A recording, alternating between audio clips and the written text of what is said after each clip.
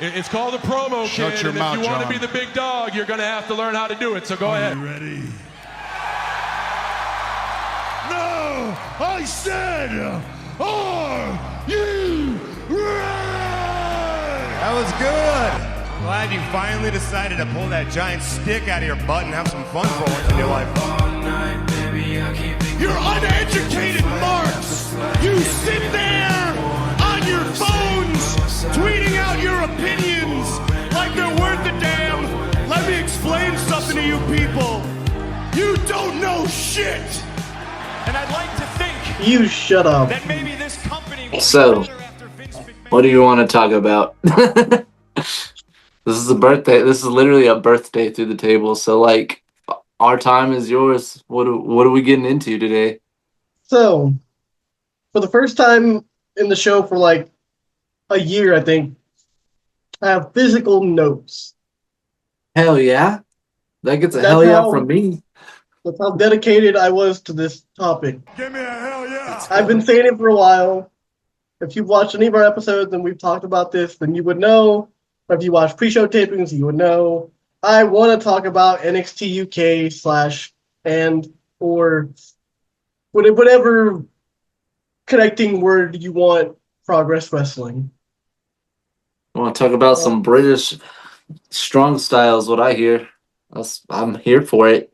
If you're not familiar with NXT UK, it was, at least to what it is to me, because to a lot of people it was the random thing they could go watch on the WWE Network or on Peacock that was basically like an hour of just, for the most part, pure British wrestling. Mhm. And some people loved it, some people ignored it. But to me, when I came back to watching wrestling in 2019, I was into it a little bit. You know, I was getting all excited. That was also like the year that The Fiend debuted. And then around like 2020, 2021 was when, pandemic obviously, but just overall, I was like, maybe I'm not that into wrestling as I used to be. Oh, come on. But NXT UK was the thing that kept me going and kept me being like, you know what? No, F that. I love wrestling. When they first brought it up into the scene, like the concept came up and the title had came up and we started bringing in people like Pete Dunne and people like Tyler Bate and Trent Seven. Oh man. Flash Morgan Webster finally was in the WWE. There's a lot of good people in that first NXT UK class. Yeah. I'm glad we get to Yeah. talk about this for once. Give me a hell yeah! So we'll start with the early class, right? Which a lot of these wrestlers, like you said, also wrestled. Mark Andrews is probably the biggest example. He was I want to say Progress World Champion at one point. If not, he was in the hunt for a while. And the reason why I wanted to include Progress in here is because a lot of the NXT UK alum were Progress wrestlers. They came up through Progress. They held their titles. They represented the promotion for a while.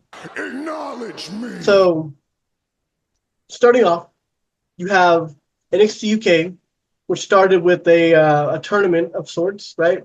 Yes. Tournament. And that was beautiful. Believe it or not, the person who went pretty far into that tournament was one half of the Grizzled Young Veterans. Oh, you didn't know? It's Gibson, right? I want to say it's Zach Gibson was the one that I'm went. helping you out here. I'm getting it pulled up. Let me share screen for Yeah. you. That's why I got quiet. It's because I wanted to pull up the bracket for you. Yes, we got Bate, we got Devlin, we got Seven, we got Wolfgang, we got Dunn. Joseph Connors. Is that Joseph Connors right there? Yep.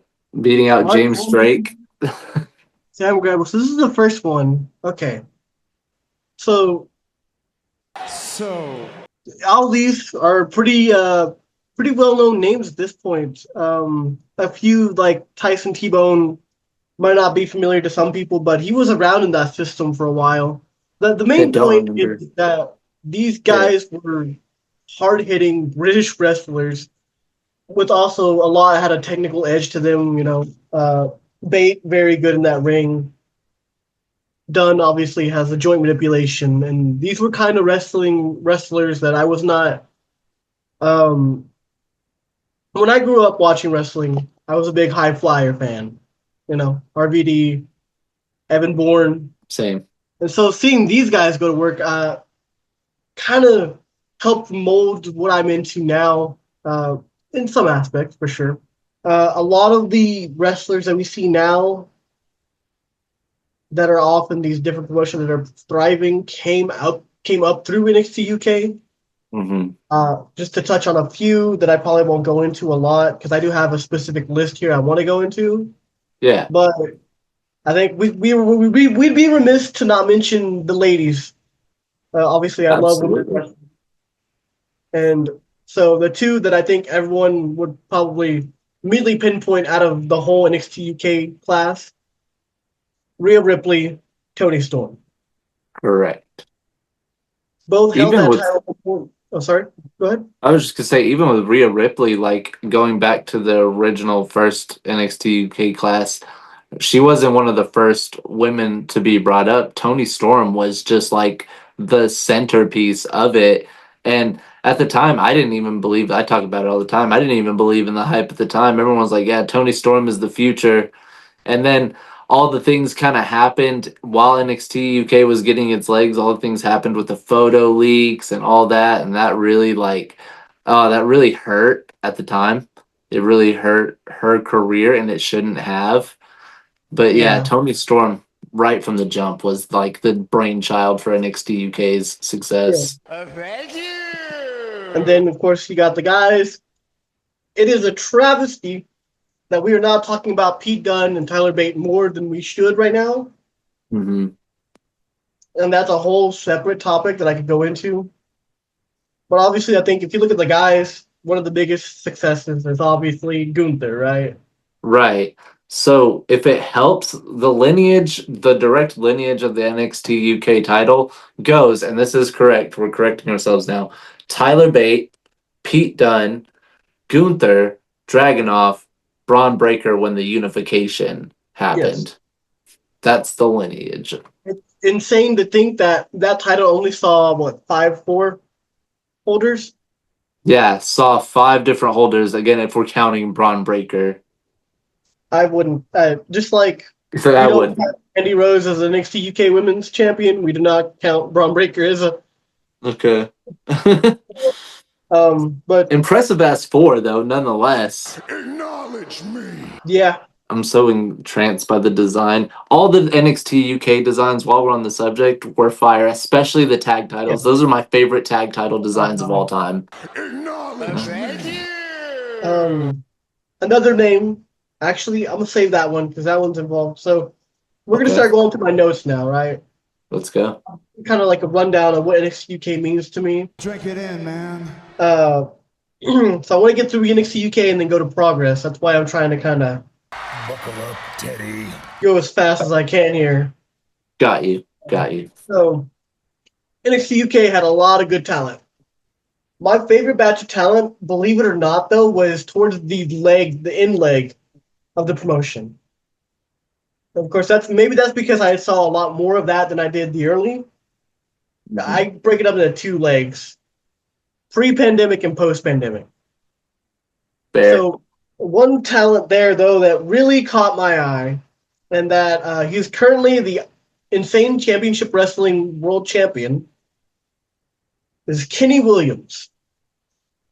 Anyway. Used to be known as the Lucky Yin. He's now the scum of the earth, and that is probably my favorite gimmick of his because he's literally just a cockroach. Okay. When NXT UK was ending, he had a heel turn, right? He turned on his partner, and he started being a real dick. And he'd have these vignettes where it would be like really trippy stuff of him just saying like, "I'm the scum of the earth. I'm the worst person ever. And I'm going to make you realize that." And just like, and he would compare himself to a cockroach and the fact that you couldn't kill him no matter what you did. Oh, nice. I love that. But it was such a at the time, because NXT UK isn't really known for its gimmicks, right? It's known for its Right. wrestling. So there wasn't. Wrestling. This is towards the end when they were trying to insert gimmicks into it, even though I'm pretty sure they knew the writing was on the wall anyways. Maybe they were just trying to get as many of these stars to catch on as possible, so their contracts didn't lapse. Unfortunately, Kenny Williams was not one of them, even though, like I said, I love the Scum of the Earth gimmick. But I do have a match here I did want to highlight. While it's still up on Peacock, because there's no telling how much longer they're going to keep it up, you can go and watch NXT UK. Knock on some wood. Yeah, I've been watching NXT UK in like simultaneous order, so don't take it off, please. So, the August 28th, 2019 episode of NXT UK, the main event is Kenny Williams versus Jordan Devlin. And it is so good. Not only does it showcase Kenny Williams' fast style, and because at the time he was a face, so he had a little bit high flying, but he's definitely a cruiserweight style. But it also showcased something that I think Jordan Devlin has lacked in his time as JD McDonough. Jordan Devlin was a vicious motherfucker. He went in there and he would destroy his opponents. He would go in there and toss them into barricades, do moves on the apron, leaving them, scrambling, wanting to get out of the ring with this man. Yet he still had a cruiserweight edge to him where he could do these moonsaults and these high-flying moves. And I think he's lost a lot of that. He was dangerous back then. Right now, he's been more. I mean, obviously, there was that time when they brought him into the Judgment Day, kind of made him a joke. So he's yet to recapture that.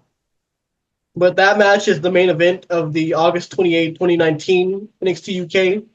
I heavily recommend watching that match. Yeah, little match highlight. I like that. All right. Moving on. I want to talk about the women of NXT UK during the tail end.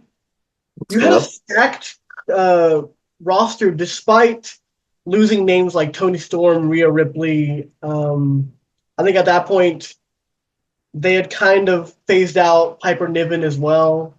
Mm-hmm. But you still had names like Aoife Valkyrie / Lyra Valkyria. My girl, let's go. Amelia McKenzie, who is now known as Millie McKenzie on the British Indies. She was under their corner piece at that time, Meiko Satomura. I was like, you better. I know the name has to be mentioned. We got to get a Mako name drop. Then, of course, you had KLR, Kaylee Ray, who the travesty that she has not been booked like the forever champion that she was in NXT UK. What's up with that? Fair. She should be way higher than what she is as Alba Fire, in my opinion. Absolutely fair. She was not afraid to take risks in that ring. Her matches with Meiko Satomura, which you would think would be the ones I'd be highlighting here, but they're not. But I definitely recommend watching both her matches with Meiko for the title. And you'll see some hard-hitting wrestling. The only downside, I would say, is this was during the pandemic. There's... I can't remember if it was no crowd at this point or they were bringing like few people, but it's a very don't count on the crowd is what I'm saying. Don't count on the crowd. And then of course I didn't really think of it at the time, but going back and watching her matches, Isla Dawn was also a very solid person in that division. Mm-hmm. So definitely go back and watch her. But the match I wanted to highlight for this is Aoife Valkyrie versus Jinny. No disqualification. Sayla, you got me. You're already putting it over. This is the August 26, 2021 opening match, so you don't have to go and fast forward through a bunch of things to get to it. It's the first match on the card. There's no audience, which is bummer, but I don't think you need an audience for how hard-hitting these two ladies go. It's like Lyra and no DQ. What's the problem? You already got me sold before you started selling. Yeah, so there is a story to the match as well. There's an extra stipulation that the person who Ginny was managing at the time, Joseph Connors, is locked in a shark cage. So there's that too. But for the most part, cage. It is hard-hitting, no disqualification antics. There's no blood, I believe, but there is an injury that takes place, and this is kind of because at the time, this should have been a star-making performance for Aoife, for Lyra, and in many ways, I think it was. But she gets really badly injured, and she ends up having to take time off during this point.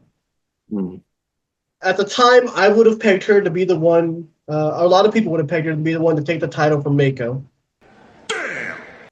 And so that's why I think this is not only a good match to watch just because it's a good match, but also pretty interesting to think of the possibilities if she wouldn't have got injured. Acknowledge me. Wow. Yeah. And those are some of my favorite women's wrestlers right there too, so it's crazy to think about. Drink it in, man. Hopefully you get to it before they yank it off. But this bitch is getting on my nerves.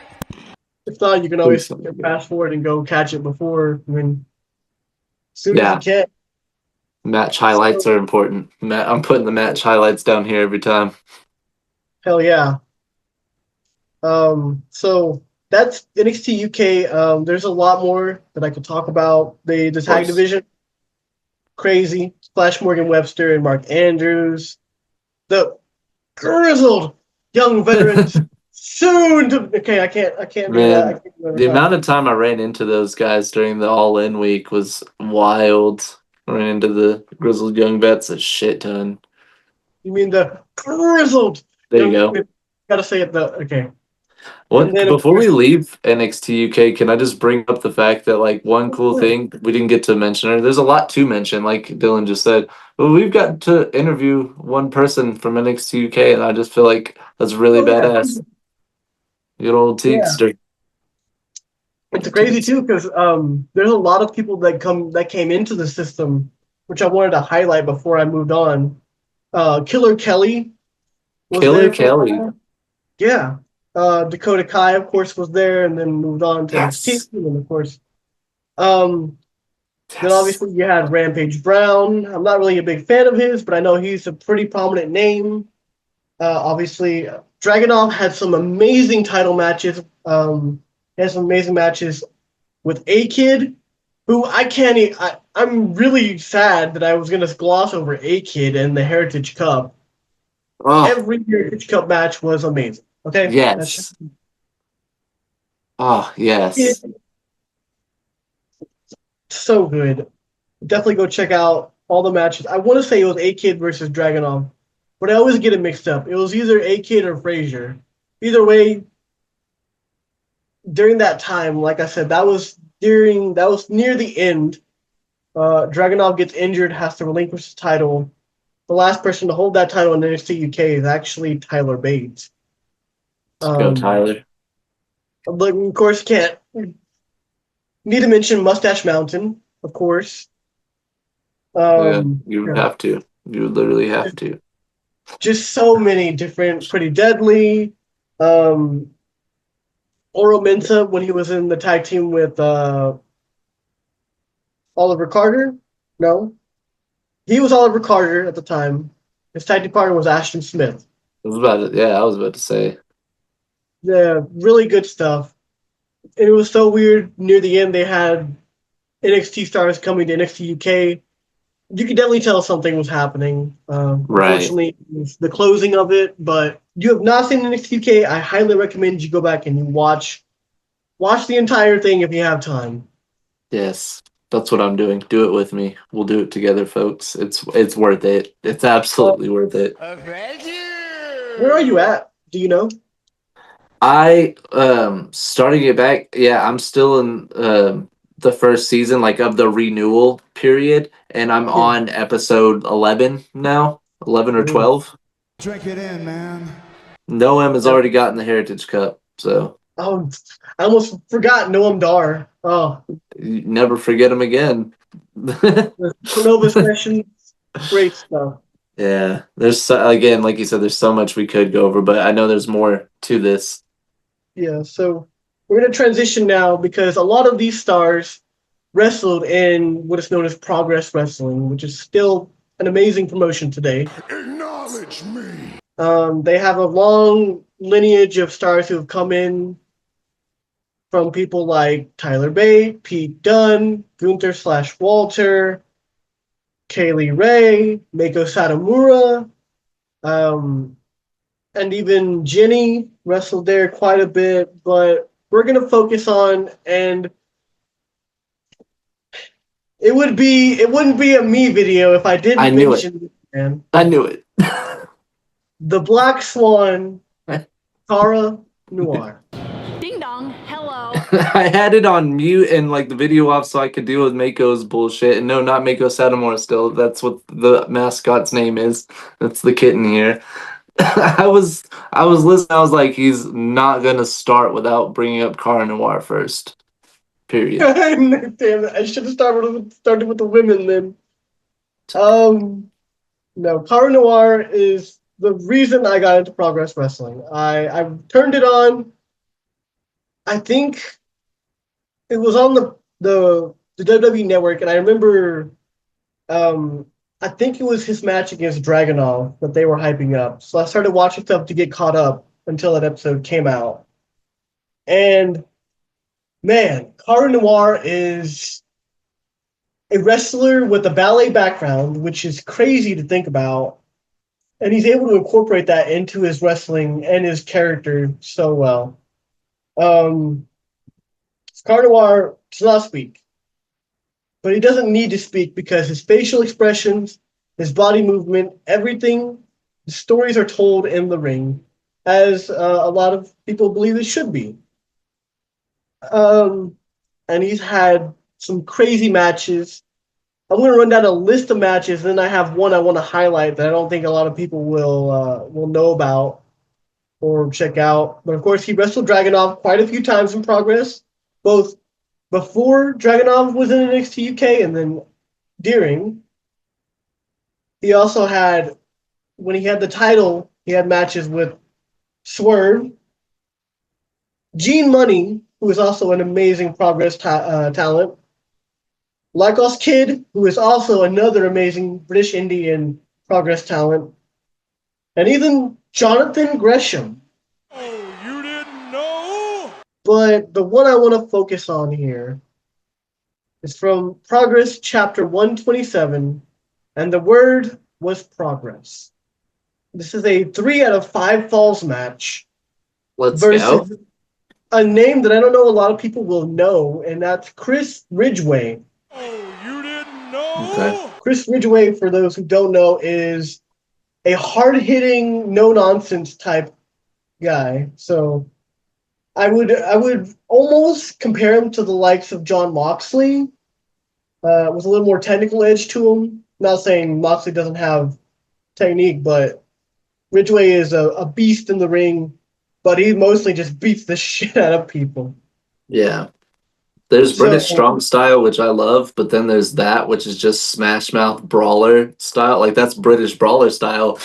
Ruthless. And this 3 out of 5 falls match with Cara Noir for the Progress World title is something special. And I would be remiss to mention Cara Noir's I Quit match that I think a lot of people might know about with Spike Trevay, Mhm.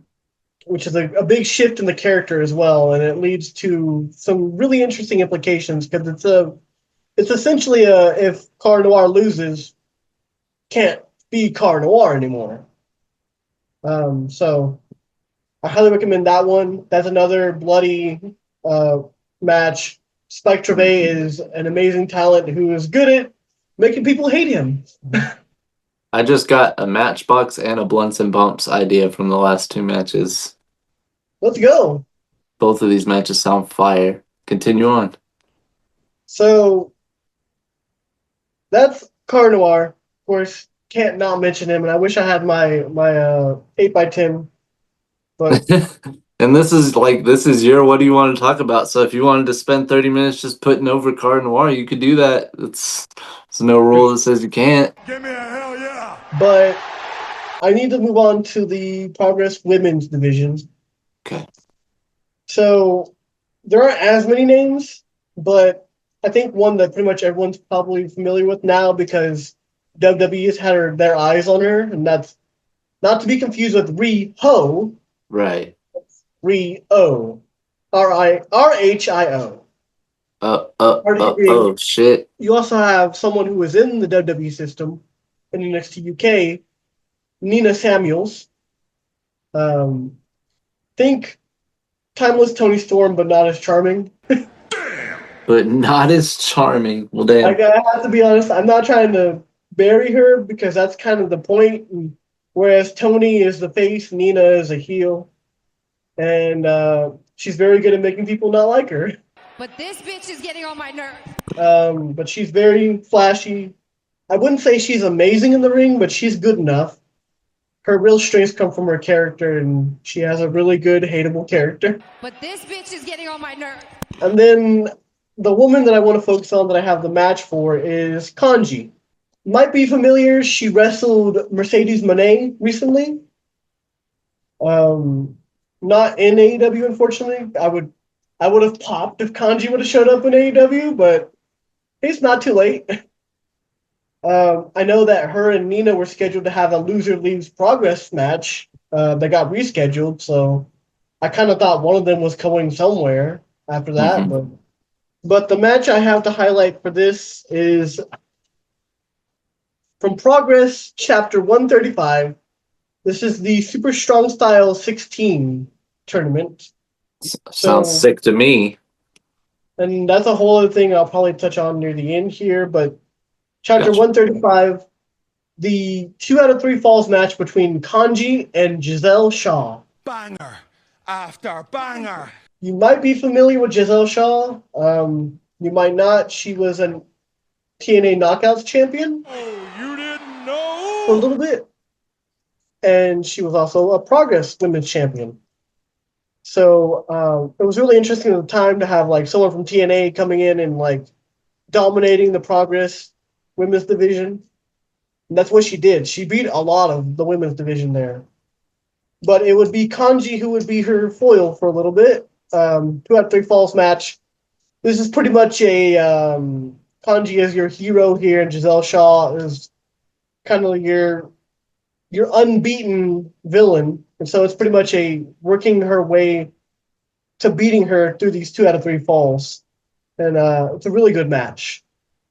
Kanji she's a striker, but she also has a lot of technique to her, a lot of mat game. Mm-hmm. So yeah, that's pretty much what I had note-wise, but I did want to touch on some of the gimmicks that Progress has to end off. So the Super Strong Style 16 tournament is their kind of G1. Yeah, it sounds very G1-ish. Sounds like a sick-ass G1, but... So it's basically 16 men. They compete, and they do it over the course of a weekend. Banger after banger. So it's not round robin, I don't believe, but it is all in the span of one weekend. Right. The whole So weekend. if you make it through it, you're going to be wrestling 2 or 3 times that week. That in those 3 days. Yeah, that weekend. And a lot of crazy things have happened there. Kid Lycos won the tournament one year. Went on. So the winner gets the challenge for the Progress World title, I believe. So Kid Lycos would have won it, and then that's when he won the title. I do not remember who he won it from. I apologize, but that was what led to Kid Lycos. This year, Man Like Reese won, who is how I neglected to mention Man Like Reese until now. I'm very upset. Yeah, that's crazy. Man Like Reese, really great talent. A lot of promotions have eyes on him, I know. And I wouldn't be surprised to see him in TNA or WWE pretty soon. If he doesn't get that Progress World title, because I have been saying this past year, because their current champion is Luke Jacobs. who trained under Chris Ridgway, who was in a faction with him. And he is pretty much Chris Ridgway if Chris Ridgway was a tall motherfucker. Luckily, this is through the table, so you can say tall motherfucker anytime you want to. Hell yeah.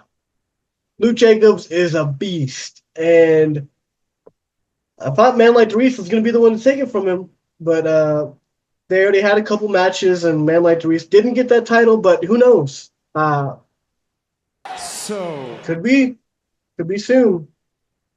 On top of that, you also have unboxing, which I did get to talk about a little bit during one of our episodes during Christmas. And it's pretty much supposed to be, it's a Christmas tradition where they normally tell you maybe a couple people who are going to show up, maybe like one match to get you in the door, but the rest of it is going in blind. You're basically signing up to go see a show that you have no idea. I wouldn't say no idea, because obviously the Progress regulars are probably going to be there. But you don't know which matches are going to happen unless you've been following the product. And even then, some of the randomest things happen. You don't know if anyone from outside the promotion is going to come in and do a random thing. It's going in completely blind. That's why it's called unboxing, because you're basically unboxing an event. drink it in, man. I remember you bringing this up during Christmas time. It sounds really interesting. I've never heard of this concept ever. Yeah, it's really fun. This year, I believe, they had Big Damo, who was formerly Killian Dane in NXT, and Axel Tischer, who was formerly Alexander Wolf, face off against each other, even though they were friends and they were a tag team. They just had a big meaty men match, and it was amazing. Banger after banger. And yeah, those are two concepts that I thought were really interesting. Then they have finally what I'll end off on, which is basically their version of I guess it would be more like Run the Gauntlet. Our thing that we do, which is gauntlet match, but it's an eliminator instead of two people wrestle, and then one person gets eliminated, the next one comes in. This is basically gauntlet eliminator. People come in, and then two people left at the end, or the person left at the end is the one that wins. It's called a Thunder Bastard. What? Let's go. And the crazy thing about it is that What? sometimes they have intergender Thunder Bastards, and the winner gets a title shot at whatever title they want. I know this is serious chiz. I just heard that all together, intergender Thunder Bastard, and I was like, what? Let's go. That's a funny one. Carry on. But I almost forgot. One person, I think the perfect person to end this video off on, talk about, is Charles Crowley. Interesting. I actually had it written in I have 4 little questions, 3 questions, 1 statement. And one of them was about how do you feel about Charles Crowley and Session Moth Martina? So, Charles Crowley and Session Moth Martina. So let's start with Charles Crowley. I love Charles Crowley. I love Charles Crowley. He is so funny. He is probably one of the most hilarious wrestlers out there. But when he can get serious, he can get serious. Like, he can wrestle. And believe it or not, he actually got to do some stuff, some help with the Fantastic Four movie recently. Oh wow. I had no idea.